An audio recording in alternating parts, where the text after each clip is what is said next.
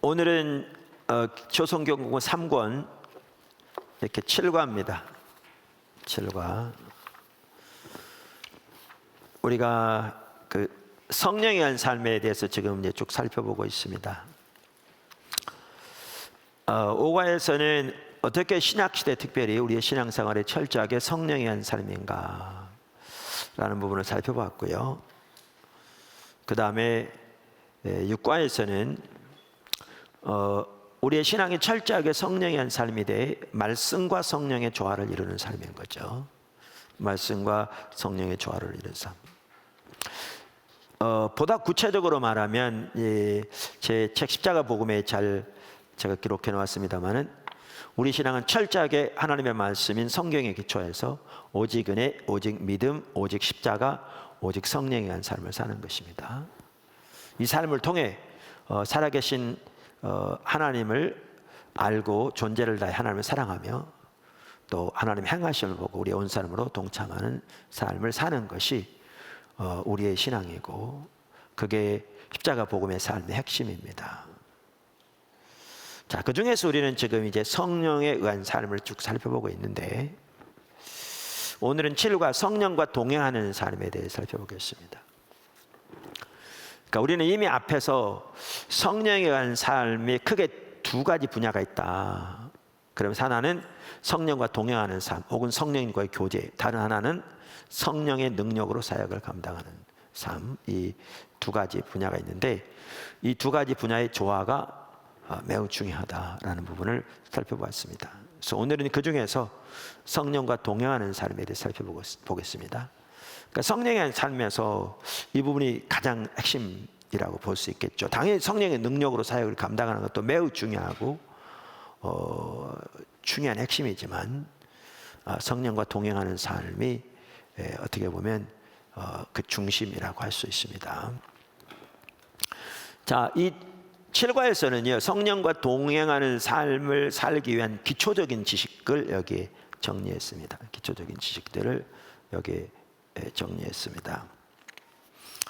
첫 번째, 성령은 인격체신 하나님이시다라는 겁니다. 그러니까 성령은 삼위일체 하나님이십니다. 그러니까 이게 이제 초신자 성경 공부인데 이제 어떤 성도들은 이렇게 그 성령님에 대해서 잘 이렇게 그러니까 오해하는 경우가 있습니다. 성령이 어떤 능력이라든가 어떤 단순한 감화 정도로 이해하는. 그런데 성령님을 그렇게 소위 취급하는 것은 사실 성령을 근심케 하는 행동입니다. 성령을 근심케 하는 행동입니다. 그러니까 성령님은 삼위일체 하나님이십니다. 인격체신 삼위일체 하나님이십니다. 그 삼위일체 하나님에 대해서 이렇게 성경 여러 곳에서 볼 수 있는데 삼위일체라는 용어는 없지만 이제 그 중에 하나가 여기 마태복음 28장 19절입니다. 마태복음 28장 19절입니다. 그러니까 예수님의 대의임령이죠. 그러면서 여기 보면 그러므로 너희는 가서 모든 민족을 제자로 삼아 아버지와 아들과 성령의 이름으로 침례를 베풀고. 그러니까 아버지, 아들, 성령이 각각 다른 분이면 여기 이름들로 이렇게 해야 되거든요. 이제 우리말에는 단수 복수가 정확하지 않기 때문에 이해가 덜 됩니다만은 단수 복수가 정확하게 이제 헬라어만 하더라 표현되거든요. 그래서 이름들로 그래야 될 텐데 아버지, 아들, 성령이 나오면서 이름은 단수예요. 그래서 이 아버지, 아들, 성령이 한 분인 걸 볼 수 있어요. 삼위일체 하나님의 모습이 여기 나옵니다. 그래서 그 헬라어에서 성령이란 단어는 푸뉴마라는 단어인데요. 소위 말해서 물론 앞에 그 패가 묵음이라서 뉴마라고 이렇게 하는데 그런데 그 단어 자체는 중성입니다. 그런데 성령님은 어떤 단순한 힘이나 능력이 아니기 때문에 단순한 감화가 아니기 때문에 성경에서 번역할 때는 it이라고 번역하지 않고 중성으로 항상 he라는 인격체로 번역합니다. 인격체로 번역합니다. 영어만 하더라도. 그래서 성령은 인격체신 하나님이십니다. 삼위일체 하나님이십니다. 그러니까 반드시 이것을 기억해야 합니다. 할렐루야. 보혜사 성령, 그러니까 성령님을 표현하는 단어들이 여럿 있는데 그 중에 대표적인 한 가지가 보혜사라는 단어입니다. 우리가 이번에 성령의 한 사람을 이렇게 오가에서 살펴볼 때도 말씀드렸는데, 예수님께서 십자가 지시기 전날 밤에 제자들을 집중적으로 가르치신 내용이 마태복음 14장부터 나옵니다. 죄송합니다. 요한복음. 그런데 그 가르침 중에 핵심적인 내용이 뭐냐 하면 예수님이 가시면 성령을 보내주시겠다는 겁니다. 성령을 보내주시겠다는 겁니다. 그러면서 그곳에서 성령을 뭐라고 표현하고 있는가 하면 보혜사라는 용어로 표현하고 있습니다. 보혜사라는 용어로. 우리 한번 성경 구절을 보시죠. 요한복음 14장 16절. 우리 한번 같이 읽어볼까요? 내가 아버지께 구하겠으니 그가 또 다른 보혜사를 너희에게 주사 영원토록 너희와 함께 있게 하시리니. 그러니까 또 다른이란 이 헬라어 단어는요, 예수님과 똑같은 성격의 그런데 다른 그 뜻이거든요. 그러면서 이제 이따 보시면 알겠지만 이분은 성령을 가리켜요. 이따 보시면. 근데 그 성령을 지금 뭐라고 부르고 있죠? 또 다른 보혜사라. 그러니까 그러면 여기서 말하는 또 보혜사가 누구라는 거예요? 예수님인 거죠. 그리고 이제 또 다른 보혜사를 보내실 거라 이렇게 말하고 있죠. 16장 7절. 그러나 내가 너희에게 실상을 말하노니 내가 떠나가는 것이 너희에게 유익이라. 내가 떠나가지 아니하면 보혜사가 너희에게로 오시지 아니할 것이요 가면 내가 그를 너희에게로 보내리니. 그래서 예수님이 가시면 이렇게 보혜사를 보내실 거다 이렇게 말씀하고 있습니다. 아까도 말씀드린 대로 이 구절은 예수님이 보내실 성령님에 대해서 얘기하는 것입니다. 얘기하는 것입니다. 그래서 그 16장만 하더라도 바로 그 아래에 13절에 보면 그러나 진리의 성령이 오시면 이렇게 말함으로써 이 또 다른 보혜사가 바로 성령을 의미하는 것을 분명하게 볼 수가 있습니다. 그러니까 14장 16절에 또 보면 내가 아버지께 구하겠으니 그가 또 다른 보혜사를 너희에게 주사 영원토록 너희와 함께 있게 하리니. 바로 다음 절에 보면 그는 진리의 영이라 이렇게 말함으로써 여기서 말하는 보혜사가 성령을 의미하는 것을 볼 수가 있습니다. 그러니까 요한복음 14장 16장 보면 재론의 여지가 없도록 분명합니다. 그러니까 이제 그런데 신천지 같은 경우는 이만희가 보혜사라는 거거든요. 그러니까 완전히 그러니까 성경 조금만 봐도 아는데, 성경을 조금만 봐도 아는데, 왜냐하면 이만희가 성령이 아니잖아요. 그러니까 영이 아니잖아요. 만질 수 있잖아요. 근데 그 이만희를 보혜사라고 그런 거 보면, 그러니까 거기에 뭐죠?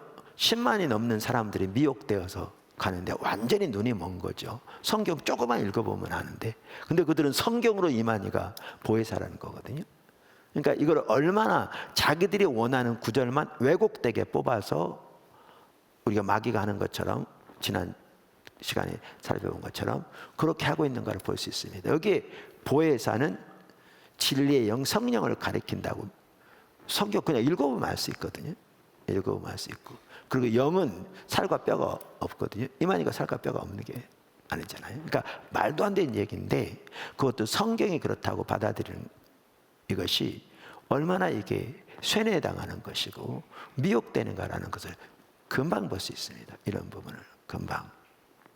그러니까 자기들이 원하는 구절만 왜곡되게 뽑아서 짜맞추는 거죠. 근데 그 전혀 틀린 건데 조금만 봐도 알 수 있는데 이게 쇠뇌당하기 때문에 그렇게 믿는 거죠. 10만이 훨씬 넘는 사람들이. 그래서 멸망의 길로 가는 거죠. 멸망의 길로 가는 거죠. 정말 심각한 내용입니다. 물론 이번 코로나 사태로 인해서 신천지가 크게 이렇게 주저앉을 것 같고요. 그래서 상당수의 교회에서는 그들을 끌어안을 수 있는 준비를 해야 된다.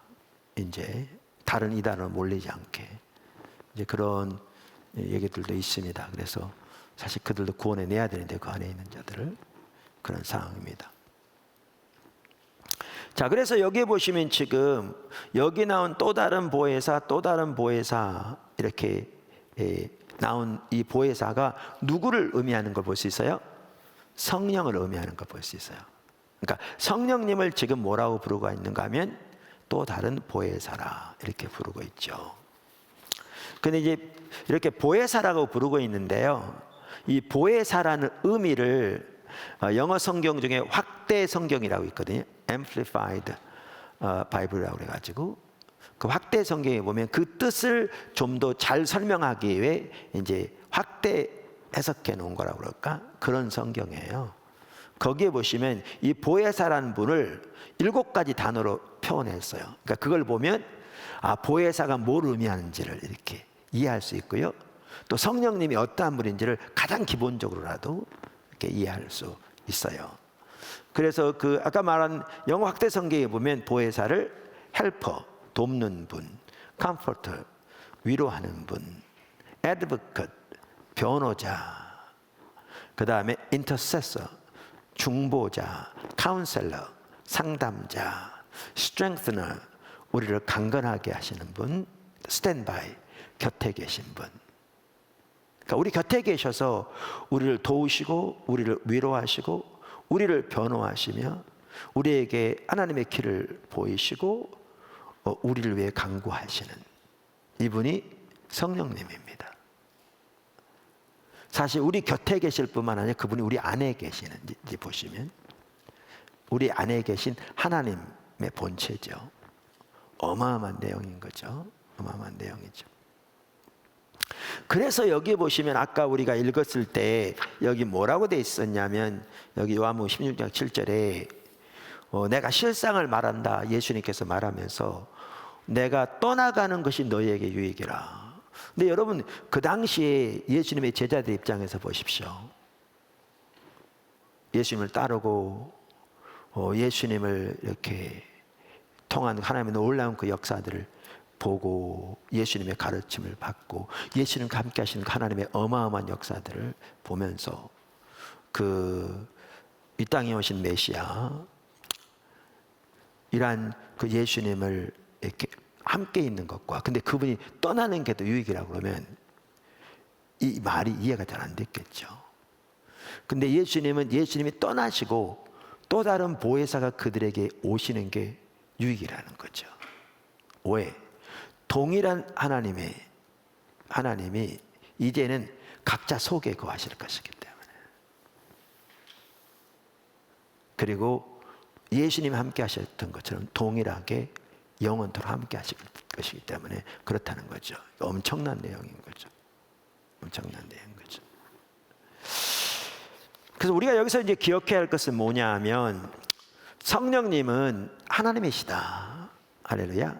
성령님은 인격체신 삼위일체 하나님이시다. 그분에 대한 여러 가지 성격을 말할 수 있지만 대표적으로 그분은 보혜사이시다. 그리고 보혜사의 뜻이 무엇인지 살펴보았습니다. 너무나 놀랍죠. 자, 두 번째 구원과 성령. 그러니까 성령님에 대해서 배워갈 때 또 성령과 동행하는 삶에 대한 기본적인 어떤 우리가 기초를 놓는다 이 과연을 이렇게 말씀드렸는데 그때 중요한 한 가지는 말씀드린 대로 이제 구원과 성령 이 관계를 올바로 이해하는 게 매우 중요합니다. 다시 말하면 우리가 예수를 믿어 하나님의 자녀가 될 때 다른 말로 하면 우리가 거듭날 때 하나님의 성령께서 우리 믿는 사람들 속에 오셔서 거주하기 시작하신다는 거죠. 하나님의 성령께서 우리 믿는 사람들 속에, 모든 믿는 사람들 속에 오셔서 거주하시기 시작하신다는 거죠. 이것을 잘 볼 수 있는 구절이 이제 로마서 여기 8장인데요. 로마서 8장 그 중에 하나가 여기 로마서 8장 9절과 10절 그리고 14절에서 16절 볼 텐데, 자 한번 보시죠. 만일 너희 속에, 어디에? 너희 속에 하나님의 영이 거하시면, 누가 거하시면? 하나님의 영이 거하시면, 여기 하나님의 영은 누구를 가리킵니까? 성령을 가리킵니다. 하나님의 영은 성령을 가리킵니다. 그러니까 다른 말로 하면, 만일 너희 속에 성령이 거하시면 너희가 육신에 있지 아니하고 영에 있나니, 누구든지 그리스도의 영이 없으면, 자 여기 누구든지, 그러니까 우리 안에 그 말이겠죠. 위에 우자가 연결하면 우리 안에 그리스도의 영이 없으면, 자 그러면 그리스도의 영은 또 누구를 가리킵니까? 성령을 가리킵니다. 그러니까 성경에 보면요, 성령님에 대해서 여러 가지 용어가 사용되는데, 성령이라고 되어 있기도 하고요, 그 다음에 하나님의 영이라고 되어 있기도 하고요, 또한 그리스도의 영이라고 되어 있기도 해요. 그러니까 삼위일체의 모습을 정확하게 볼 수 있어요. 그러니까 그리스도의 영이라고 표현되어 있기도 하고, 하나님의 영이라고 표현되어 있기도 하고, 성령이라고 표현되어 있기도 해요. 다 동일한 성령님을 가리킵니다. 자 그래서 여기 보면 누구든지 너희 속에, 그 앞절 보면 그렇게 볼 수 있죠. 그리스도의 영, 즉 성령이 없으면 그리스도의 사람이 아니라. 그러니까 이 구절에 보면 우리 속에 그리스도의 영, 즉 성령이 거하시지 않고 우리가 그리스도의 사람이 될 수 있습니까? 없습니까? 이 구절에 가면 될 수 없습니다. 될 수 없습니다. 자 그러면서 또 그리스도께서 너희 안에 계시면, 이제 아까 하나님의 영 그랬다가 그리스도의 영이라고 했다가 바로 다음 절에 뭐라고 그러냐면, 이제 그리스도께서 너희 안에 계시면 이렇게 표현해요.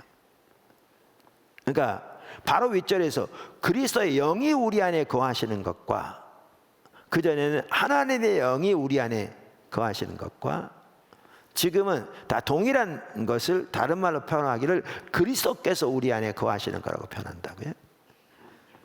그리스도께서 너희 안에 계시면 몸은 죄로 말미암아 죽은 것이나 영은 의로 말미암아 살아있는 것이니라.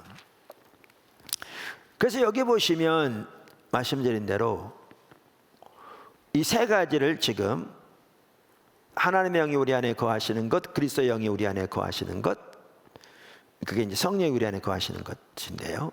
그 다음에 그리스도께서 우리 안에 거하시는 것을 한편으로는 같은 의미로 쓰고 있습니다. 그러니까 우리가 예수님을 믿으면 예수님이 우리 안에 오셔서 내주하시는 거잖아요.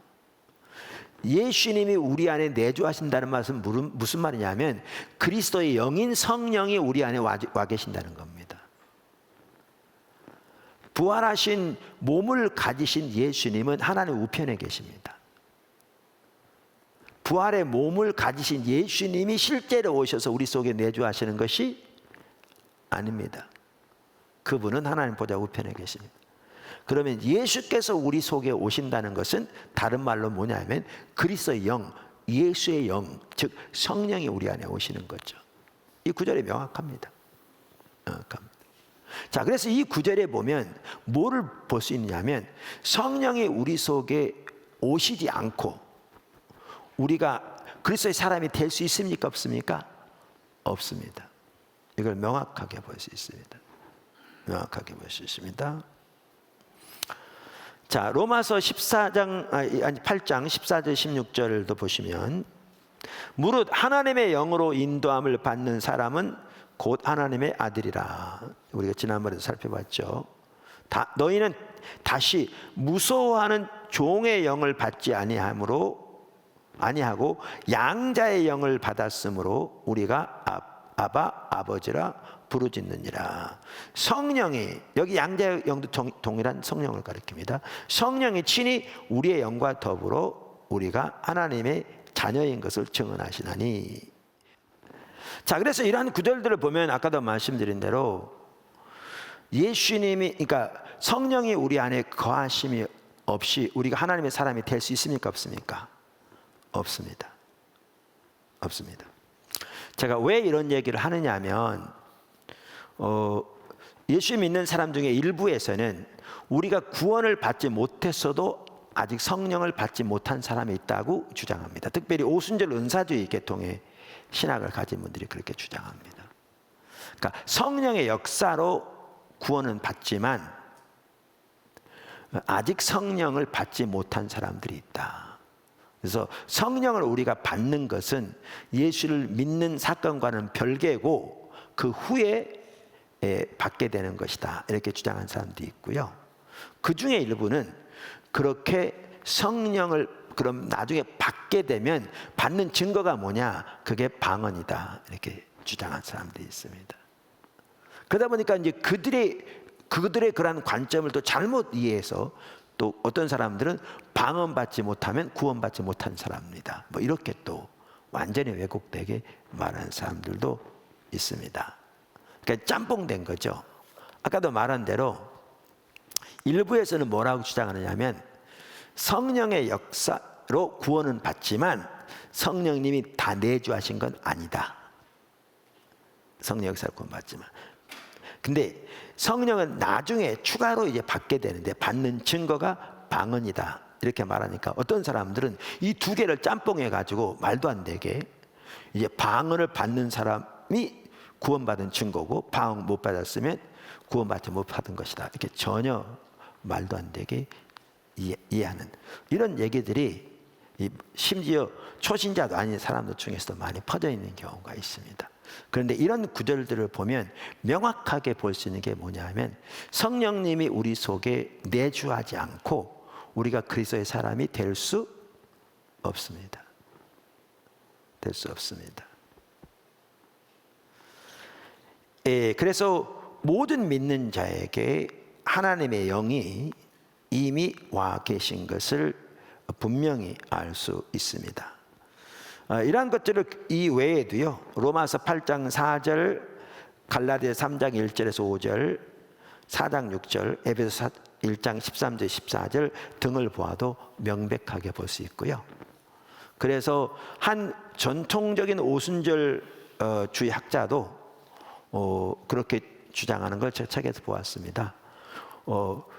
예수를 믿을 때 성령님이 우리 안에 내주하시는 것은, 그분의 주장은 전통적인 오순절 주의자들도 다 동의하는 바다, 그렇게 이해한 학자도 있습니다.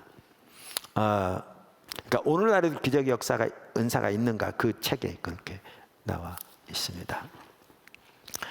우리가 이런 부분에 대해서 어디를 보면 또 하나 잘 볼 수 있냐면요, 고린도전서 12장 12절 13절인데요.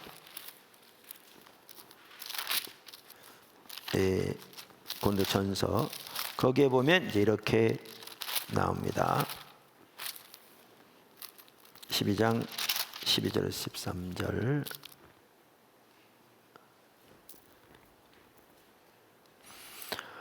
몸은 하나인데 13절 보시죠.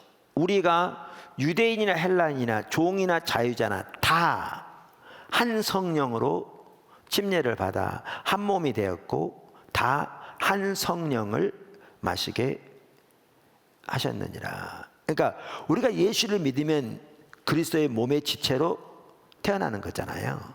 그 얘기는 성령이 우리 속에 다 오시게 되었다, 명확하게 얘기하고 있습니다. 자, 그래서 우리가 기억할 것은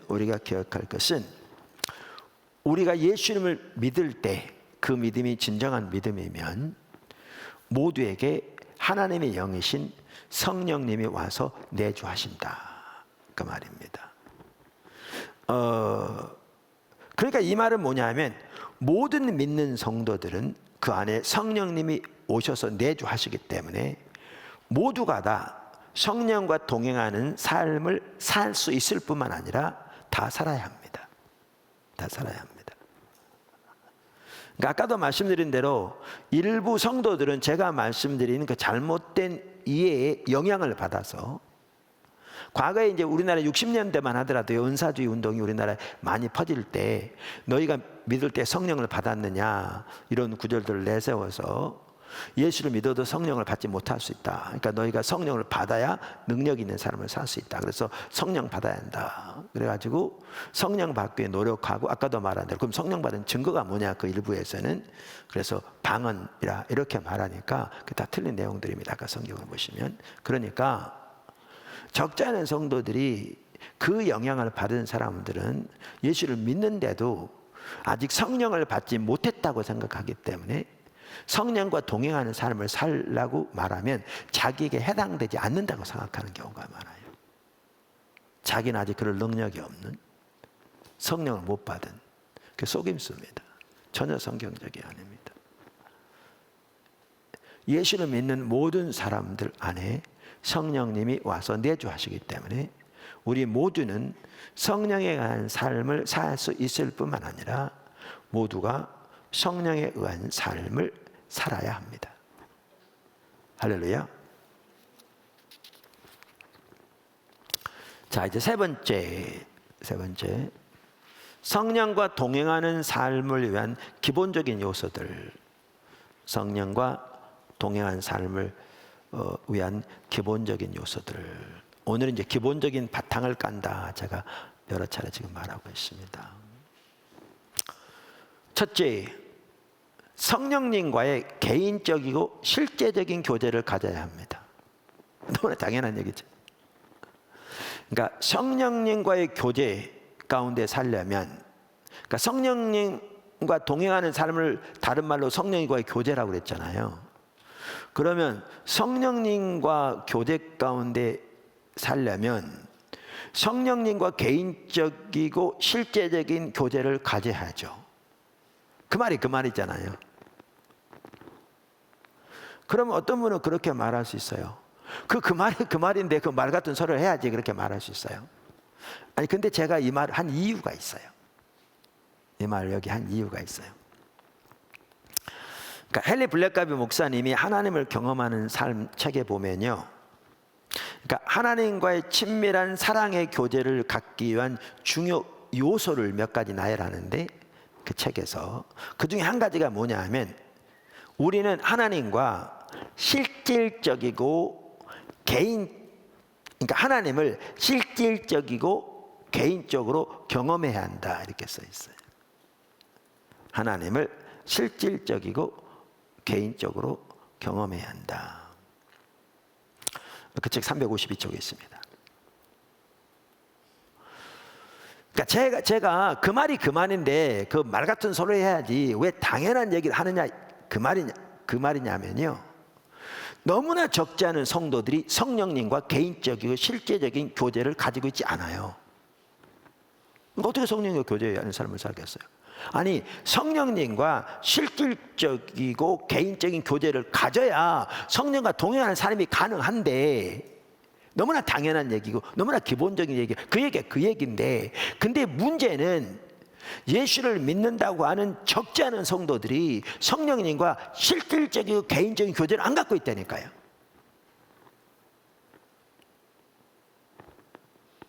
그 삶을 사는 게 가능하지 않죠. 이 자체가 없는데. 그래서 너무나 기본적인 얘기고 어떻게 보면 말 같지도 않은 얘기를 여기다 써놓은 거예요, 제가요. 그래서 여러분은 성령님과 개인적인 교제를 가지고 있습니까?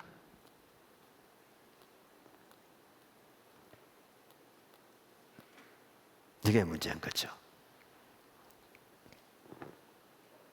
오늘날 예수 믿는 하나님의 백성들 중에 우리가 예수를 믿으면 하나님의 영이신 성령님이 우리 안에 와서 내주해 계신다 라는 것은 대부분 다 믿는다고요. 아까 말한 그런 신학적인 이유로 인해서 이렇게 잘못 알아서 안 바라는 사람이 있을지 몰라도 그 외에는 다 믿는다고요.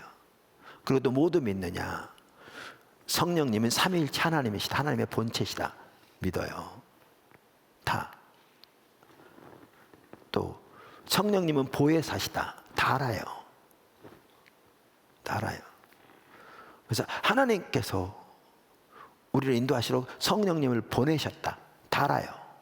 근데 문제는 그 성령님과의 어떤 개인적이고 실질적인 교제를 가지고 있지 않아요.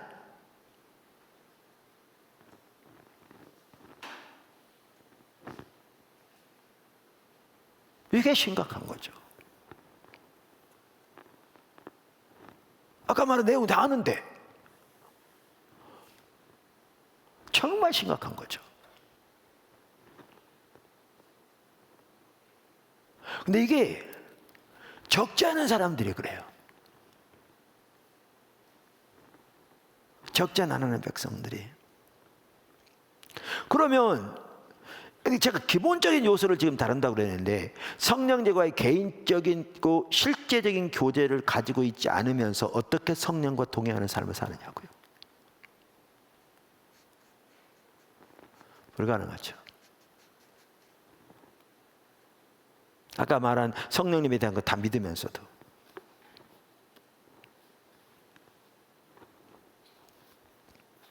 그래서 심각한 것은요, 여러분이 만약 아직 성령님과 실질적이고 개인적인 교제를 가지고 있지 않다면 무엇보다 그것을 추구하면서 하나님의 도움을 간절히 구하고 하나님의 은혜를 구해야 돼요.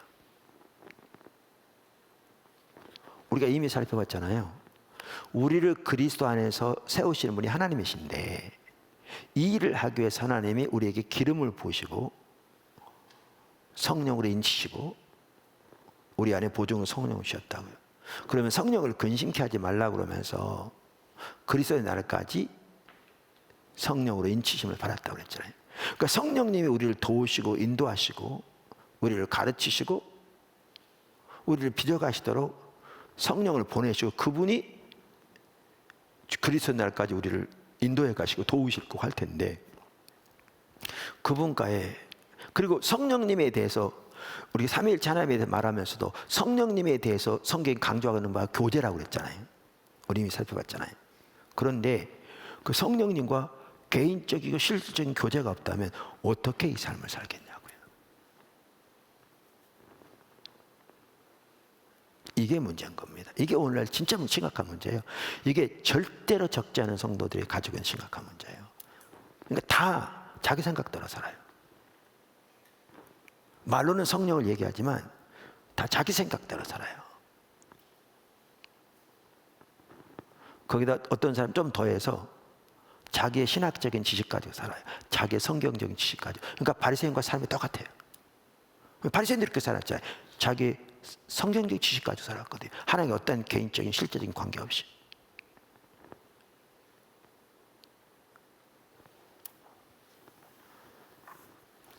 이게 오늘의 문제입니다.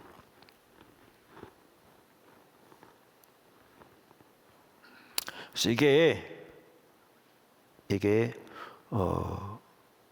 잘 되어 있지 않으면 정말 하나님의 은혜를 구하면서 하나님 얼굴을 집중적으로 찾으면서 성령님을 개인적이고 실제적으로 성령님과의 교제를 가질 수 있도록 그 옳은 신앙 가운데 설 수 있도록 주님의 은혜를 구하셔야 돼요. 그렇게 구하시길 예수님 축복합니다. 오늘 그렇게 되지 않고 있는 분이 있으면 내일 가르침 시간이 없을지라도 나와서 기도 시간에 그렇게 주님 찾으십시오. 그래서 나중에도 나오지만 여기 미리 한 가지 얘기하고 나가면 이런 부분입니다. 사람 사이에서도요, 사귐이 있으려면 대화가 있어야 돼요.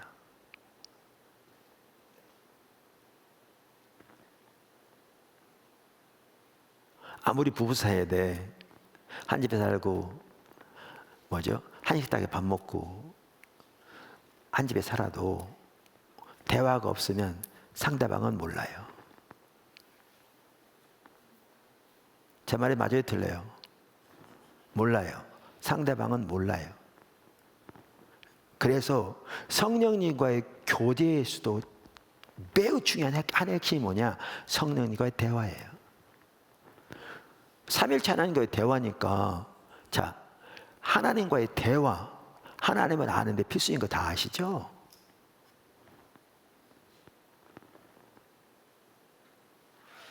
그래서 중요한 한 부분이 뭐냐면 성령의 음성을 듣는 거죠. 3분이 이렇게 말했더라고요. 성령 안에서 살아가는 근본적이고 기초적인 방법은 내주하시는 성령과 적극적인 대화를 유지하는 것이다. 그것이 우리의 변화와 갱신의 열쇠이다. 그것은 너무나 간단해서 많은 사람들이 그것을 놓친다. 다른 무엇보다 우리가 하는 말이 성령을 소멸하기도 하고 성령께서 더욱 역사하시도록 하게 하기도 한다. 그걸 놓치기 때문에 우리의 말을 통해서도 이렇게 성령을 소멸하기도 하고 그런데도 못 깨닫는다, 그 얘기죠. 자, 그래서 성령과 동행하는 삶을 살기 위한 기본적인 요소, 어떻게 보면 가장 기본적인 첫 번째는 성령님과의 개인적이고 실제적인 교제를 가져야 한다. 무슨 말 이해하시죠? 너무나 당연한 얘기인데요. 그 부분이 안 되고 있어서 나누는 거죠. 많은 분들 같은 경우에. 자, 둘째, 하나님의 임재를 인식하는 것이 핵심입니다. 이 부분도 매우 중요합니다. 하나님의 임재를 인식하는 것이 또한 핵심입니다. 성령의 인도함을 받는 삶은 성령의 임재 혹은 하나님의 임재와 깊은 연관이 있습니다. 성령의 인도함을 받는 삶은 하나님의 임재 혹은 성령의 임재와 깊은 연관이 있습니다. 사실 하나님의 임재는 모든 면에서 그래서 핵심입니다. 얼마 전에 주일 낮 시간에 하나님의 임재에 대해서 쭉 살펴봤습니다. 예배를 살펴보면서 있어서 예배를 위해서도 필수고요. 우리 신앙의 모든 면에서 성령과 동행하는 삶에 있어서도 핵심입니다. 이 부분이. 그래서 그 주제별 성경 사전이 있거든요. 여기 보면 그 런던에서 출간된 그러니까 편집자가 마틴 맨서라는 분이 편집한 Dictionary of Bible Themes라는 그래서 The Accessible and Comprehensive Tool for Topical Studies라는 책인데 이 주제별 성경에 보니까요 성령의 인도에 대해서 다루면서 몇 가지 소제목이 있는데 그 중에 하나가 이렇게 돼 있더라고요. 참 잘 표현했어요. 하나님의 인도로 아는 것은, 다른 말로 하면 성령의 인도로 아는 것은 성령의 임재와 연관되어 있다. 성령의 임재와 연관되어 있다. 이렇게. 그러면서 이제 성경 구절들 이렇게 쭉 나열합니다. 자, 그래서 하나님의 임재를 인식하는 것은 그러니까 하나님의 임재를 인식하는 것이 핵심이다. 성령과 동행하는 삶에서.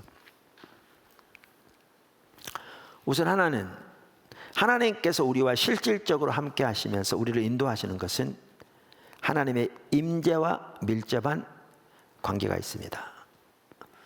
이것은 얼마 전에 주일날도 살펴봤죠. 그래서 여기 보면 출애굽기 1장 3장 1절 3절에 보면 하나님께서 모세에게 이스라엘 백성들 이끌고 가나안 땅에 올라가라고 하시면서 하나님께서 천사를 보내어 그 원수들을 쫓아내심으로 그 땅을 차지하게 하겠지만 하나님은 안 가시겠다 그랬는데 나중에 이제 14절에서 16절을 보면 그것을 다른 말로 하나님의 임재는 안 가시겠다 이렇게 말씀한 것 같은 뜻이라고 이미 살펴봤잖아요. 그리고 우리말에는 내가 친히 가리라 이렇게 되어 있는데 친이라고 번역된 단어가 히브리어에는 얼굴이라는 단어인데 그 얼굴이 하나님의 임재를 나타내는 것으로서 그래서 대부분의 영어 성경은 이 구절을 내 임재가 너희와 함께 가리라 이렇게 표현함으로써 하나님이 함께 하시는 것을 다른 말로 하면 하나님의 임재가 우리와 함께 하시는 것이라고 말하고 있다. 이렇게 이미 살펴보았습니다. 이 구절도 명확한데요. 그래서 하나님께서 우리와 실질적으로 함께 하시고 우리를 인도하신다는 말은 하나님의 임재가 우리와 함께 하신다는 말입니다. 우리와 함께 하신다는 말입니다. 그래서 하나님께서 우리와 실질적으로 함께 하시면서 우리를 인도하시는 것은 하나님의 임재와 밀접한 관계가 있다. 그러면서 우리가 이제 지난번 주일날도 살펴봤는데 여기에 보면 하나님께서 이스라엘 백성들을 애굽에서 건져내시고 광야를 통해서 인도하셨는데 그들을 사랑하셔서 성경은 뭐라고 말하고 있는가 하면 하나님의 임재와 하나님의 능력이 그들을 인도했다 이렇게 말하고 있다고요. 다시 한번 그 구절을 보시죠. 신명기 4장 37절. 신명기 4장 37절. 자, 여호와께서 내 조상들을 사랑하신 거로 그 후손인 너를, 그러니까 이스라엘을 택하시고 그 다음에 인도하여 애굽에서 나오게 하시며 그랬잖아요. 근데 무엇으로 인도하여라고 그랬어요? 우리말에는 큰 권능으로 친히 인도하여 이렇게 되니까 우리말 구절만 딱 읽으면 뭐라고 그러냐면 하나님이 큰 권능으로 그들을 사랑하셔서 애굽에서 인도하여 나오게 하시고 이렇게 써 있는 것처럼 보여요. 그렇죠. 우리말 성경에는. 근데 여기 친이라고 번역된 단어가 똑같이 얼굴이라는 단어예요. 얼굴이라는 단어예요. 그런데 이건 뭐를 의미한다고요? 하나님의 임재를 의미한다고요. 임재를. 그래서 여기 제가 이 책에도 써놨는데요. 써놨는데 여기 보세요. NIV 성경, ASB, RSB, 뭐죠? 뉴 킹 제임스, ESV 등 제가 웬만한 주요 영어 성경들, 영어 성경 수십 가지인데 그 중에 써놨는데 이 성경들이 다 이 구절을 뭐라고 번역하냐 하면 하나님이 능력과 임재로 이렇게 돼 있어요. 왜냐하면 여기 얼굴은 임재를 가리키거든요. 임재를.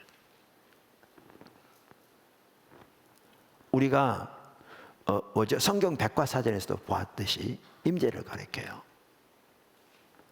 그러면 여기 보면 뭐라고 돼 있느냐 하면 하나님께서 이스라엘 백성들을 애굽에서 건져내실 때 하나님의 사랑으로 인해서 하나님의 임재와 하나님의 능력으로 인도해내셨다 이렇게 말해요.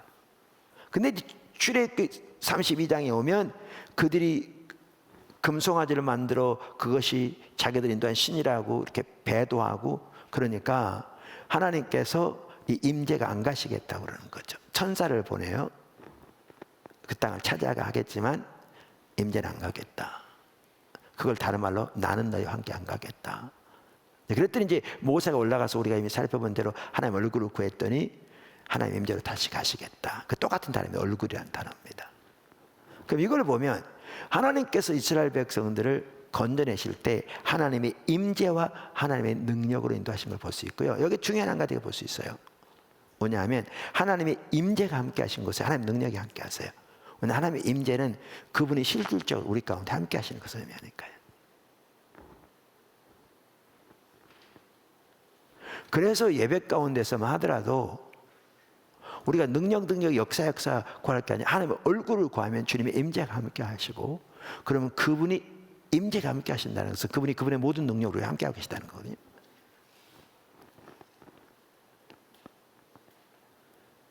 자, 그래서 우선 여기에 보시면 여기 신명기 4장 37절에 보면 성경은 뭐라고 표현하냐면 하나님이 이스라엘 백성을 애굽에서 건져낼 때 하나님의 임재와 하나님의 능력으로 인도해 내셨다 이렇게 말하고 있다고요.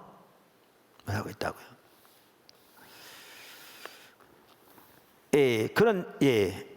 자, 이와 같이 이제 다른 구절 조금 더 보기로 하고요. 하나님의 임재는 소중하죠. 그래서 하나님의 임재는 하나님께서 하나님 백성들 가운데 실질적으로 함께 하시면서 그들을 인도하시는 것을 의미하기 때문에 하나님의 임재는 하나님의 백성들의 삶에서 가장 중요한 요소 중 하나다. 그래서 제가 마르틴 로이드 존스 목사님 그 부흥책에 나오는 얘기를 여기 인용해 놨거든요. 출애굽기 33장의 사건을 언급하면서 이렇게 말합니다. 그들을 괴롭게 했던 것은 진멸당할지도 모른다는 위험이 아니라 내가 너희와 함께 하지 않을 테니 너희 혼자만 가거라. 내가 천사를 보내고 나는 가지 않겠다라고 하신 하나님의 말씀이었습니다. 이것은 엄청난 일입니다. 이것이 바로 문제의 가장 핵심되는 부분입니다. 사람들이 진정으로 각성을 하면 하나님의 임재를 잃어버리는 것처럼 심각한 것이 없다는 것을 인식하게 됩니다. 여러분은 제가 하는 이 말씀의 진정한 강도를 아시겠습니까? 이렇게 말하죠. 자, 그런데 여기에 이제 더 살펴볼 게 뭐냐면 이거예요. 하나님의 임재는 당연히 곧 성령의 임재입니다. 하나님의 임재는 당연히 성령의 임재입니다. 그러니까 베이커 출판사에서 나온 우리가 성경 백과사전에서 우리 그 하나님의 임재에 대한 부분 살펴봤잖아요. 구약에서부터 성령이 하나님의 임재를 우리 가운데 실현시키시는 매개체였다. 기억나세요? 성령이 하나님의 임재를 우리 가운데 실현시키시는 매개체였다. 영어로는 믿음이라고 써있는데 매개체였다. 그 말이죠. 그러니까 곧 하나님의 임재는 성령의 임재입니다. 성령이 우리 가운데 하나님의 임재가 실현되게 실질적으로 함께 하시게 하는 매개체인 거죠. 아까 우리가 살펴봤는데 하나님이 이스라엘 백성을 애굽에 건져낼 때 뭘로 인도했다고 아까 써 있다고요? 하나님의 임재, 얼굴과 임재와 큰 능력. 자, 이렇게 돼 있는데 이사야서 63장에 보면 뭐라고 써 있냐면 이렇게 써 있습니다. 뭐라고 써 있냐면 우리가 이제 하나님의 임재에 대해 살펴보면서 주일날 얼마 전에 살펴봤으니까 이제 복습하는 건데 여러분에게는 복습하는 건데 여기 보시면 자, 이사야의 기도죠. 63장 10절 24절 그들이 반역하여 주의 성령을 근심하게 하였으므로 이 구절을 한 밑줄 쳐보세요. 주의 성령을 근심하게 하였으므로 제가 불편한 거였구나. 예, 그가 돌이켜 그들의 대적이 되사 친히 그들을 치셨더니 백성이 옛적 모세의 때를 기억하여 이르되 백성과 양떼의 목자를 바다에서 올라오게 하시니가 이제 어디 계시냐. 그러니까 홍해 사건을 말하잖아요. 그 일을 이루신 그 능력을 행하신 하나님이 지금 어디 계시냐 그 말이죠. 그들 가운데서 성령을 두시니가 이제 어디 계시냐. 이걸 보면 뭐를 알 수 있냐면요. 하나님이 그 놀라운 일을 행하셨는데 어떻게 행하셨는가? 그들 가운데 성령을 두셔서 행하신 걸 볼 수 있어요. 뭐만 이해되세요? 성령을 두셔서. 두신이 어디 계시냐? 그의 영광의 팔이 모세의 오른손을 이끄시며 그의 이름을 영원하게 하려 하사 그들 앞에서 물을 갈라지게 하시고 그들을 기품으로 인도하시되 광야에 있는 말같이 넘어지지 않게 하시니가 이제 어디 계시냐? 여호와의 영이 성령이죠. 영이 그들을 골짜기로 내려가는 가축같이 편히쉬게 하였도다. 주께서 이와 같이 주의 백성을 인도하사 이름을 영원하게 하셨나이다. 아까 신명기 4장에는 하나님의 임재와 큰 능력으로 함께 하셨다고 그랬는데 건져내셨다고 그랬는데 이 구절 보면 알 수 있듯이 하나님이 그들 가운데 성령을 두셔서 인도하셨다고 그랬어요. 이걸 보아도 아시듯이요. 그래서 아까 그 베이커 출판사에서 나온 성경 백과사전 제가 하나님의 임재와 관련된 구절 우리 자주 살펴본 내용들을 말씀드렸는데 그래서 학자들이 그렇게 말하는 겁니다. 성령이 하나님의 임재를 우리 가운데 실현시키시는 매개체이다. 매개체이다. 하나님은 하나님의 성령을 하나님 백성들 가운데 두셨습니다. 하나님의 인도와 성령의 임재는 밀접한 관계를 가지고 있습니다. 당연히 하나님 인도가 성령 인도고요. 하나님이 저기 성령의 임재고요. 무슨 말 이해되시죠? 근데 여기 아까 제가 물줄치라고 그랬죠. 이걸 보시면 우리가 이제 광야에 사는 이스라엘 백성들의 삶을 여러 차례 보잖아요. 그들이 기회에 되는 대로 하나님을 거역하는, 하나님께서 그들을 정말 하나님 입에서 나오는 말씀으로 사는 사람을 훈련시키기 위해서, 오직 하나님의 믿음으로 사는 사람을 훈련시키기 위해서 하나님 중심의 삶으로 돌이키도록 그들의 환경을 인도해 가시면서 그들을 빚어가기 원하시는데, 그들은 하나님의 목적과 의도를 전혀 깨닫지 못하고 그저 환경에 기초해서, 환경이 잘 되면 할렐루야 아멘 믿습니다, 환경이 어려우면 원망 불평하면서 하나님의 의도를 전혀 알지 못하는, 하나님 중심적인 삶으로 돌이켜지지 않은, 그래서 반복적으로 하나님께서 그들에 대해서 분노하셨잖아요. 근데 그걸 두고 지금 성경은 뭐라고 말하고 있는가 하면, 그들이 반복해서 반역함으로 누구를 근심했다고 말해요? 성령을 근심했다고 말해요. 그들을 인도하시는 성령을 근심했다. 이걸 보면요, 우리가 성령님에 대해서 하지 말라고 성경에 써 있는 것 중에 하나가 성령을 근심케 하지 말라고 그랬다고 그랬잖아요. 이제 앞으로 그게 또 자세히 나옵니다. 왜냐하면 성령과 동의하는 삶을 살려면 이 부분이 매우 중요하기 때문에 나오는데, 이 지금 내용을 보면, 그러니까 히브리서 3장만 하더라도 시편 95편도 그렇고 신구약의 하나님의 백성들에게 이 광야 생활하는 이스라엘 백성들을 본보기로 삼아서 너희는 저들처럼 절대로 살지 말라고 강력하게 권면하고 있거든요. 근데 우리가 너무나 이 광야 생활하는 이스라엘 백성 1세대처럼 똑같이 하고 있으면서도 우리가 얼마나 심각하게 성령을 근심케 하고 있다는 사실을 전혀 모르는 경우가 대부분이거든요. 이게 심각한 거죠. 이게 심각한 거죠. 자, 그래서 이제 중요한 게 뭐냐면, 여기 보면 그러므로 성령에 의해 인도함을 받는 삶을 살려면, 즉 다른 말로 하면 성령과 동행하는 삶을 살려면 우리는 반드시 성령의 임재 혹은 하나님의 임재에 민감해야 돼요. 이게 중요한 요소예요.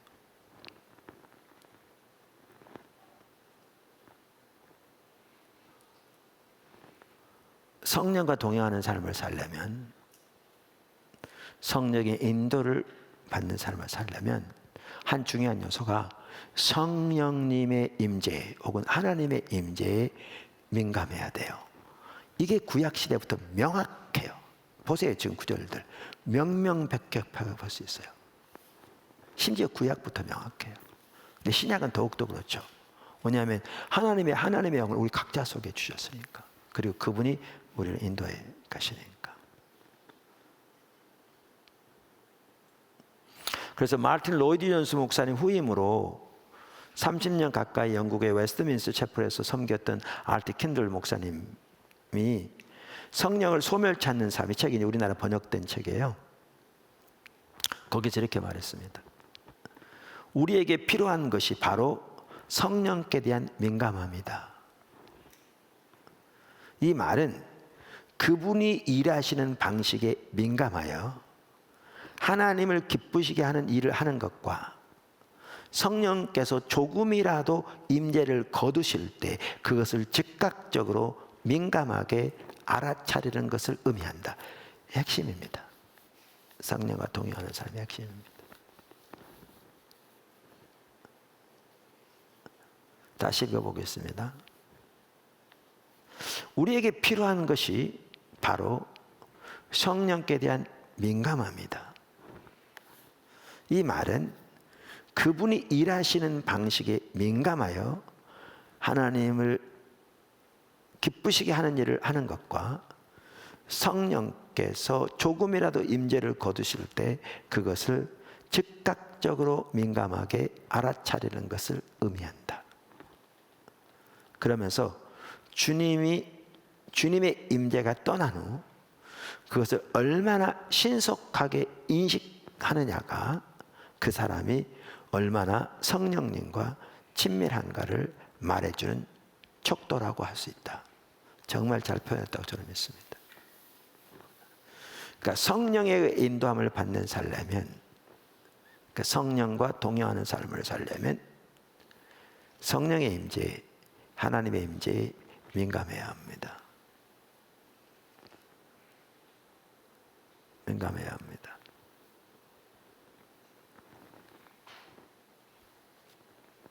그러니까 아까 제가 여기 1번 살펴볼 때 성령님과 개인적이고 실제적인 교제를 가져야 한다 그랬는데요.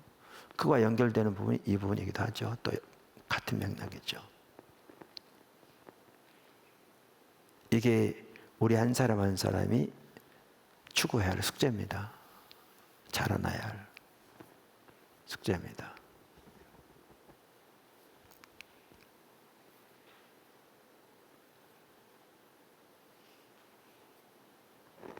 그래서 우리의 예배에서, 예배 인도자를 더 말할 것도 없고요.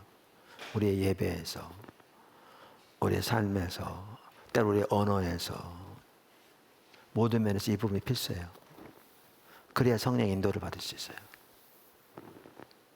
하지만 성령과 동행하는 삶이 되는 거죠.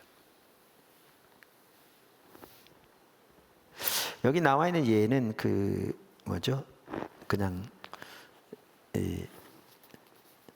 이 부분에 해당하는 예인지는 모르겠지만 한번 써봤어요. 제가 써졌으니까 한번 간단히 설명하면, 포도나무 교회가 처음 임시초소에서 이렇게 개척이 됐거든요. 원래 장소는 이제 계약은 돼 있었고요.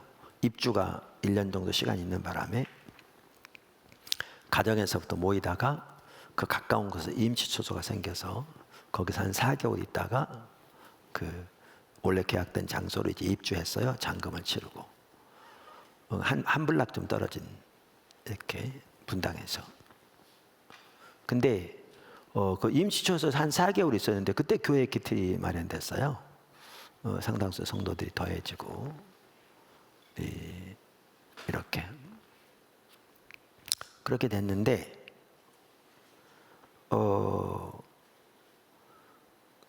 어떤 일이 있었냐면 여기 그러니까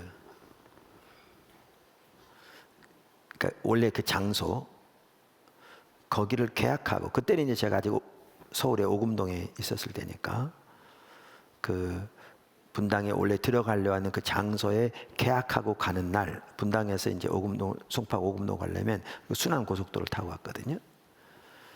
이렇게 교회 본고를 타고 가는데 차 속에서 이 주신 것에 대한 주체할 수 없는 기쁨이 부어지더라고요. 제가 그런 게 아니라 주체할 수 없는 기쁨이 차에서 부어지더라고요.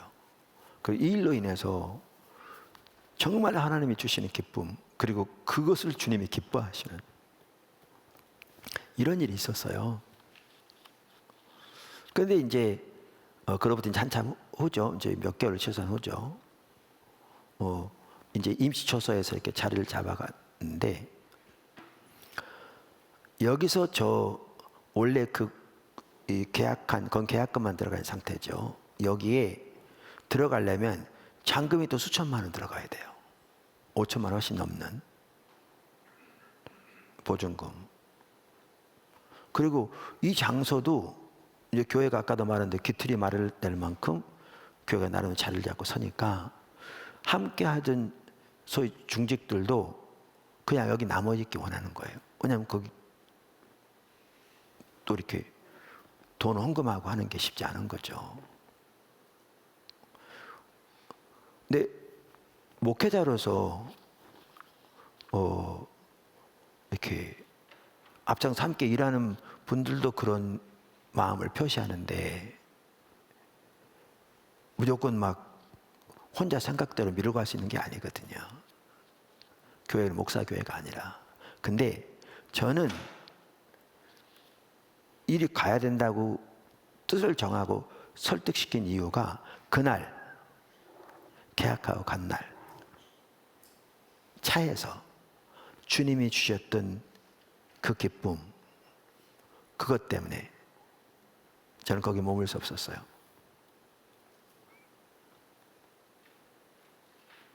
지금 돌이켜보면요, 우리가 거기에 머물러 있었더라면 포도나무길은 전혀 다른 교회가 됐을 거예요. 지금하고 다른. 전혀 다른. 그러면 그 당시에 그러한 상황에서 그 모든 것을 이렇게 지금 있도록 바꿨던 것은 그날 계약한 날 집에 그 당시 있던 사택에 돌아가면서 봉고차에서 있었던 전혀 기대하지 않은 상황 속에서 성령께서 강력하게 주셨던 그 기쁨이었어요. 그걸 통해 그분의 뜻을 알게 된 거죠. 이것이 중대한 갈림교회 중요한 역할을 한 거죠.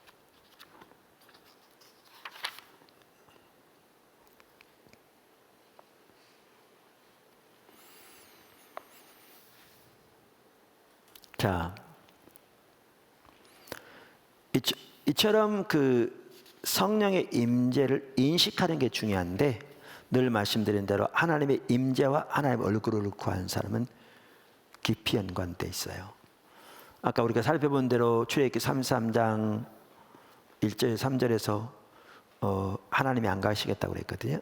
천사는 보냈지만, 근데 그 말은 뒤 14절 보면 그 말은 하나님의 임재가 안 가시겠다는 말이었잖아요. 그런데 안 가시겠다 그러다 어떻게 가시게 되느냐? 우리가 주일날 살펴봤지만 모세가 하나님께 올라가서 기도하는데 하나님 얼굴을 구하였거든요. 그래서 여기 12절 13절 보면 모세가 하나님께 아뢰되 보시옵소서 주께서 내게 이 백성을 인도하여 올라가라 하시면서 나와 함께 보낼 자를 내게 지시하지 아니하시나이다. 주께서 전에 말씀하시기를 나는 이름으로도 너를 알고 너도 내 앞에 은총을 입었다 하였사온즉 내가 참으로 주의 목전에 은총을 입었사오면 원하건대 주의 길을 내게 보이사 내게 주를 알리시고 나로 주의 목전에 은총을 잃게 하시며 이 족속을 주의 백성을 여기소서. 그러니까 하나님의 얼굴을 구하는 삶에 대해서는 기초성경 2권에도 상세하게 설명되어 있고요. 또 최근에는 하나님을 찾는 삶이라는 책 단행본 전체가 이 부분에 대한 부분이어서 지금 여기서 자세히 설명할 필요가 없겠죠. 또 시간도 안 되고. 그래서 모세가 하나님 앞에 올라가 하나님 제가 진정한 하나님 앞에 은총을 입어싸우면 하나님의 길을 내게 보여주세요. 이 말은 하나님의 의중을 내게 알게 해주세요. 지금 하나님의 마음이 있는 하나님 뜻을 알게 해주세요. 그래서 저로 하여금 하나님의 길, 하나님의 뜻, 하나님의 의중이 있는 곳에 저도 온 사람으로 함께 있으므로 그걸 통해 하나님을 알게 해주시고 주님이 기뻐하시는 그 자리에 계속 머물러 있으므로 주님의 은총 가운데 머물게 해주세요라고 하나님 그분의 얼굴을 그분을 집중적으로 찾았더니 주님이 뭐라고 하셨느냐? 내 임재가 너와 함께 가겠다 그랬거든요. 사실 하나님의 얼굴을 구하는 것에 주님의 임재가 함께합니다. 그러니까 성경에 보면 우리가 하나님을 찾으면 우리의 만남 받으신다고 그랬잖아요. 근데 마음과 뜻을 다 찾으면 하나님 찾는다면 하나님의 얼굴을 구하는 말이라고요. 그러니까 뭐죠? 호세아 6장만 하더라도 우리가 여호와를 알자 힘써 여호와를 알자. 그러면 3절에 그의 나오시면 새벽빛까지 일정하니. 그러니까 하나님을 알기를 힘써 구하면 그럼 그분이 우리를 만나주시겠다고 그랬잖아요. 그분이 만나주신다는 말이 뭐예요? 그분이 임하시겠다는 거죠. 그분이 그분의 임재로 우리 가운데 함께 하시겠다는 거죠. 그걸 통해 우리를 만나주시고 우리에게 하나님 뜻을 보이시고 하나님의 의정을 알리시고 이렇게 하시는 거죠. 그래서 하나님의 얼굴을 구하는 삶이 하나님의 임재가 우리와 함께 하신 데 핵심입니다. 자, 세 번째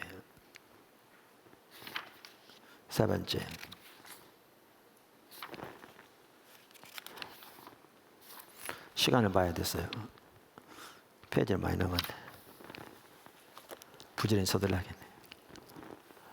세 번째 기본적인 요소들, 성령이 주도하시는 삶이 되어야 합니다. 성령과 동행하는 삶을 살려면요, 성령이 주도하신 삶을 살아야 돼요. 성령이 주도하신 삶을 살아야 돼요. C.S. 루이스는 예수님을 표현할 때 길들여지지 않는 사자에 비유했거든요. 그러니까 오늘날 적지 않은 성도들은 예수님 우리 삶 속에 원해요.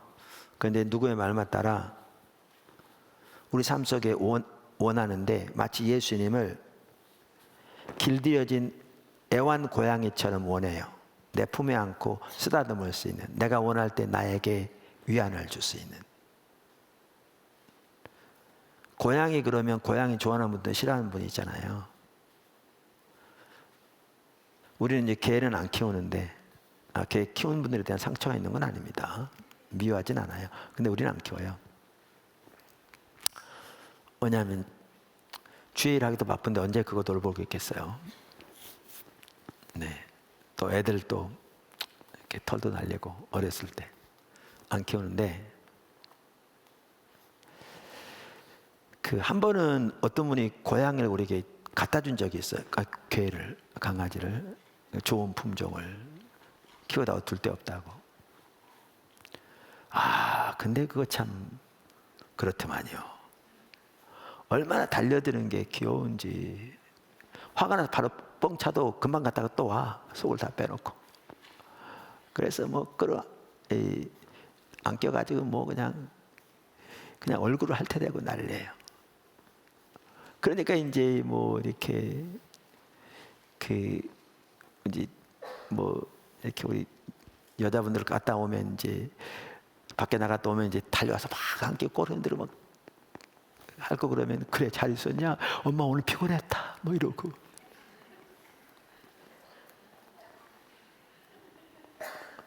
제가 뭔 얘기 하려고 그러냐면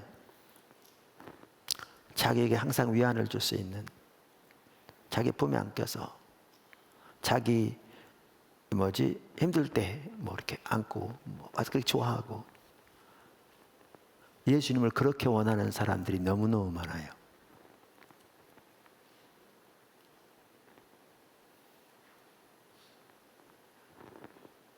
슬플 때 위로해주고 외로울 때 함께 있어주고 우리에게 마음의 기쁨과 만족을 주고 우리 품에 안고 쓰다볼 수 없는 길들여진 고양이처럼. 근데 주님은 그런 분이 아니에요. 주님은 유다 지파의 사자예요. 당장이라도 우리를 삼킬 수 있는.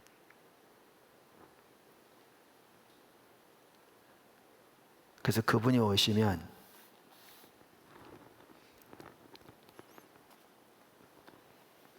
모세가 그랬던 것처럼, 여호수아가 그랬던 것처럼 우리의 주도권을 내려놓고 종이 듣사오니 말씀하옵소서. 주님 무엇을 말씀하시려나이까 라고 그분 앞에 납작 엎드려야 돼. 이게 참다운 신앙이에요. 그분은 유다 지파 사자예요.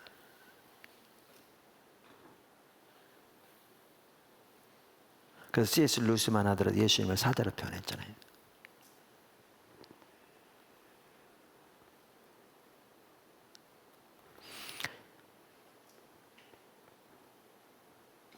그래서 성령과 동행하는 삶을 살려면 이처럼 하나님이 혹은 성령님이 우리 삶을 주도하시는 삶이 돼야 돼요. 그것이 진정한 신앙생활이에요. 그분이 우리의 Lord and Savior잖아요.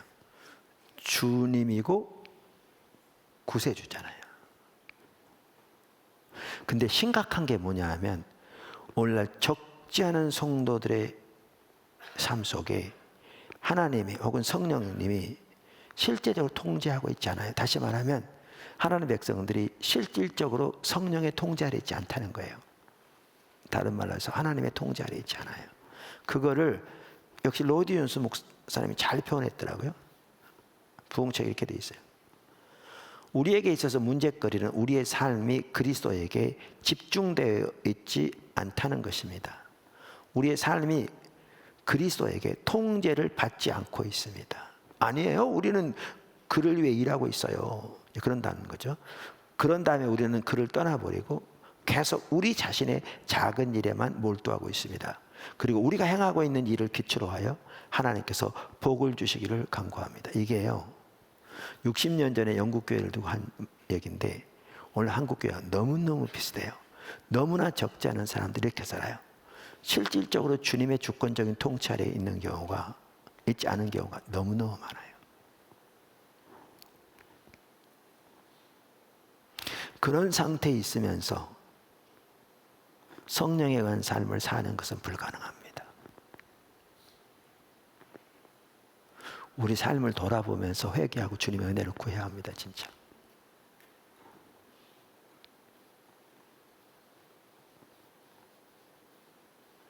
심지어 때로는 우리가 소위 주를 위한 사역을 한다고 하면서도 우리가 세운 목표를 위해 우리의 계획을 따라 가면서 마치 성령님을 우리가 부리는 종처럼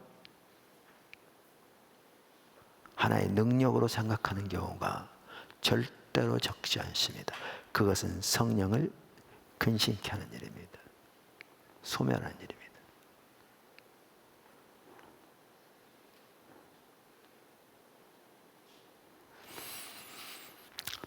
자, 성령이 주도하시는 삶을 살아야 되고요. 네 번째. 성령의 개인적인 인도를 따르는 삶을 살아야 합니다. 아까 나왔던 얘기인데, 성령과 동행하는 삶을 살려면 그 핵심이 한 부분이 성령의 인도를 따르는 삶인데, 같은 말인데 제가 여러 가지로 지금 표현하고 있습니다. 그 말은 개인적인 인도, 성령님의 개인적인 인도를 따르는 삶을 살아야 한다는 거죠. 성령과 동행하는 삶의 한 핵심은 성령의 인도를 따르는 삶이라. 우리가 오가에 살펴봤잖아요. 로마서 8장에서도 두 구절에서 하나님의 백성의, 하나님의 자녀의 특징을 한마디로 뭐라고 표현하고 있는가? 성령의 인도를 따르는 삶이라고 표현하고 있다고요. 우리가 이미 보았습니다. 그래서 성령의 인도를 따르는 데 있어서 중요한 한 부분이 뭐겠어요? 성령의 음성을 듣는 것이죠. 성령의 음성을 듣는 것이죠. 그 주제별 성경 아까 제가 말씀드렸잖아요. 성경 사전.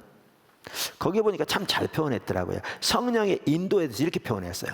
참 잘 정리해놨어요. 학자들은 역시 똑똑해요. 성령의 인도를 이렇게 표현했어요. 성령은 도전들과 결정들과 어려움들을 직면하고 있는 개인들과 그룹들을 인도하신다. 어떻게 주어지든 그러한 인도는 성경적으로 확립된 의의 가이드라인 안에서 선택된 상황에 대해 하나님의 뜻을 효과적으로 구체화한다. 방법은 다양하지만 정말 잘 정리했죠. 성령의 인도를 이렇게 정리했어요. 주제별 성경사전이. 제가 다시 읽어볼게요. 성령은 도전들과 결정들과 어려움들을 직면하고 있는, 이게 복수인데 제가 문자가 내려놓으려고 그랬는데 우리말은 복수를 많이 안 써서 그냥 단수로 읽어볼까요? 성령은 도전과 결정과 어려움을 직면하고 있는 개인과 그룹을 인도하신다. 어떻게 주어지든 그러한 인도는 성경적으로 확립된 의의 가이드라인 안에서 선택된 상황에 대해 하나님의 뜻을 효과적으로 구체해야 한다.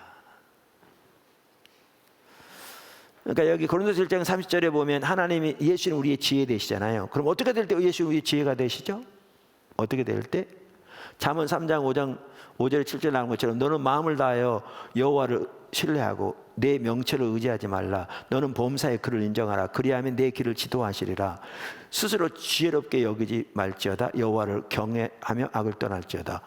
이 삶을 사는 거죠. 근데 어떻게 삶을 살죠? 성령과 동행하며 성령의 인도를 따라 사는 가운데 이 삶을 사는 거죠. 그 삶을 살 때 예수가 우리의 지혜가 된 삶을 사는 거죠. 실질적으로. 할렐루야.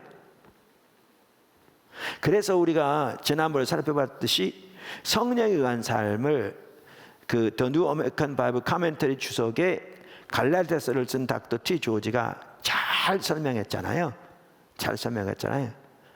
다시 한번 읽어보면 바울의 용어에서 성령 안에서 걷다 혹은 성령에 의해 인도함을 받는다는 말은 성령이 가시는 곳에 가고 성령의 음성을 듣고 그분의 뜻을 분별하며 그분의 인도를 따르는 것을 말한다. 그런데 여기에 뭐가 포함됩니까? 성령의 음성을 듣는 게 포함됩니다. 성령의 음성을 듣는다는 것은 아까 주제별 성경사전이 잘 설명했습니다. 그게 그 뜻입니다.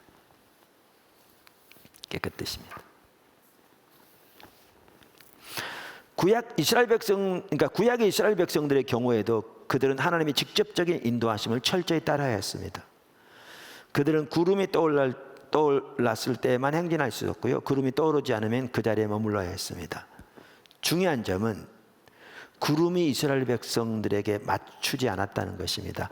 이스라엘 백성들이 구름에 맞춰야 했습니다. 너무 중요합니다. 오늘날 이제 우리가 어떻게 성령의 인도를 따른 것인가? 성령의 인도를 따르는 사람은 또 하나의 주제입니다. 큰 주제입니다. 다른 말로 하면 성령의 음성을 듣는 것, 큰 주제인데 이런 부분을 이제 살펴보려면 이제 많은 부분을 살펴봐야 되는데 적지 않은 사람들이 성령을 혹은 성령의 인도하심을 내게 맞춰가려고 합니다. 그러니까 구약으로 따지면 구름기둥과 불기둥을 이스라엘 백성들이 자기들에게 맞춰가려고 한다고요. 그러니까 안 되는 겁니다. 구름기둥과 불기둥이 이스라엘에게 맞춰진 게 아니고요. 이스라엘이 구름기둥과 불기둥에 맞춰져야 했습니다. 그들은 잘 주시해보고 있다가 구름기둥과 불기둥이 떠오르면 따라가야 했고요. 그 구름기둥과 불기둥이 멈추면 멈춰야 했습니다. 그러니까 이 생각부터가 바뀌어야 합니다. 우리가 사고부터가 올바로 따라가려면.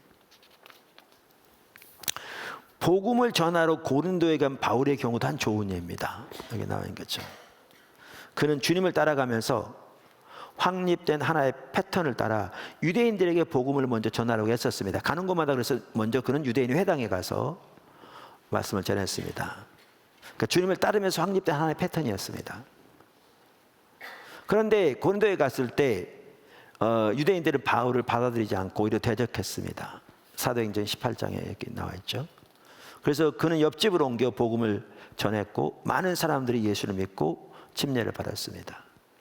유대인들의 반대와 저항으로 인하여 어쩌면 바울은 고린도를 떠나려고 했을지도 모릅니다. 반대가 심했거든요. 그런데 그날 밤 주님이 환상 중에 바울에게 두려워하지 말라, 침묵하지 말고 말하라. 내가 너와 함께 있음에 어떤 사람도 너를 대적하여 해롭게 할 자가 없을 것이니 이는 성중에 내 백성이 많음이라 고 말씀하셨습니다. 그게 계기가 돼서 바울은 18개월을 머물렀습니다. 고린도에. 그 결과 고린도 교회가 세워지고 결국 고린도 전후서 성경이 주어졌습니다. 그 모든 것들은 바울이 주님의 음성에 순종하여 그곳에 머물렀기 때문에 가능했습니다. 그만큼 하나님의 인도, 성령의 인도 혹은 예수님의 인도가 중요합니다. 우리 삶 속에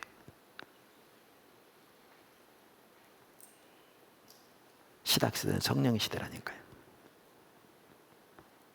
당연히 모든 성령의 음성은 소위 하나님의 말씀인 성경으로 검증되어야 합니다. 아까 성령의 인도를 주제별 성경 얼마나 잘 표현하고 있어요. 어떤 방식으로 주어지든 성경적으로 확립된 의의 가이드라인 안에서 주어진다. 그래서 그 가이드라인 안에서 선택된 상황에 대한 하나님의 뜻을 효과적으로 구체화한다 그랬잖아요. 정말 잘 정리했잖아요. 자, 그래서 이렇게 기본적인 요소들입니다. 그리고 성령과 친밀한 교제를 배양시켜주는 요소들은 우리가 잘 아는 대로 당연히 첫째는 예배고요. 예배는 뭐 묵도를 시작해 죽도로 끝나는 걸 말하는 게 아니라 우리 온 마음으로 하나님을 예배하고 찬양하는 그 예배죠. 또 주일날 예배에 대한 시리즈 살펴보고 있고요. 혹시 이 부분 제가 시간이 이제 많이 돼서 자세히 설명 안 할 테니까 읽어보시면 됩니다. 책. 그 다음에 기도고요. 기도 중에서 특별히 기도는 하나님과 대화잖아요.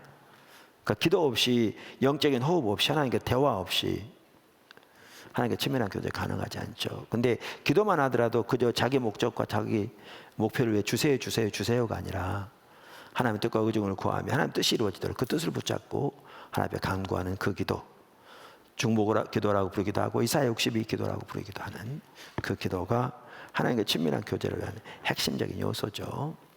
그 다음에 여기 사실 예레미야만 하더라도 그 좋은 예인데요, 말씀 묵상이죠. 그러니까 말씀 묵상만 하더라도 우리가 10시 타임에도 이렇게 나누는데 하나님을 찾는 마음으로 설교를 들으라. 하나님 더욱더 알기로, 아까 모세가 그렇게 주님의 길, 주님의 의중, 주님의 뜻을 알기를 구한 것처럼, 왜 알기를 원했는가? 그 뜻을 알면 그 가운데 온 사람으로 함께함으로 그걸 또 하나님을 더욱더 알기 위해, 그래서 하나님의 기뻐하신 자리에 머물기 위해 그렇게 주님을 찾는 거죠. 그러면 설교를 이렇게 들으면서 주님을 찾으면, 또 성경 읽으면서 주님을 찾으면 어떤 분 깨닫게 하시죠. 자기가 주님을 떠난 모습이라든가 등등. 그러면 잠시 중단하고 회개하고 돌이키고 다시 듣고 또 다시 보고, 그렇게 하다 보면 하나님의 길이 선명히 보여지죠. 그러면 정리하고 하나님의 말씀 또 이렇게 적고 이렇게 듣고 보고, 그 다음에 나중에 하나님의 그날 보이신 뜻을 정리하면서 다시 기도하고 그 뜻이로 기도하고 성경 구절도 확인하면서 뭐죠? 하나님의 말씀 또 깊이 묵상하고, 그리고 그 어떤 하나님의 뜻이 선명히 보였으면 그 뜻이 이루어지도록 하나님께 붙들고 기도하고, 그리고 자신과 가족과 교회와 나라를 위해서 기도하고, 이렇게 나갈 때 주님 안에 자라나는 거죠. 성령과 동행하는 삶에 자라나는 거고요. 그렇습니다. 그래서 오늘은 일부는 제가 빨리 넘어갔는데 여러분 책 읽어보시면 잘 알도록 설명이 되어 있기 때문에 읽어보시면 좋겠고요. 그 성령과 동행하는 삶을 위한 기본적인 요소들을 살펴봤습니다. 좀 같이 기도했으면 좋겠습니다. 우리 반주자 좀 나오시고요.